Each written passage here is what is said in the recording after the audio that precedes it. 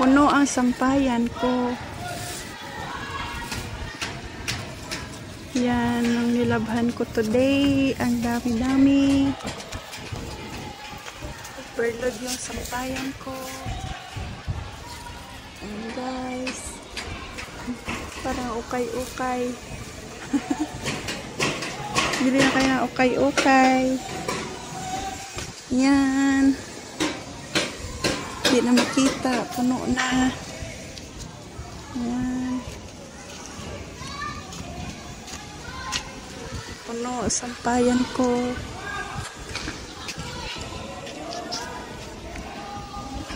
Ayan guys.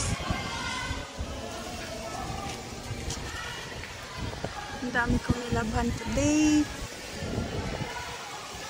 Ang daming pagod. Ayan. Akala mo okay no. Ang dami guys.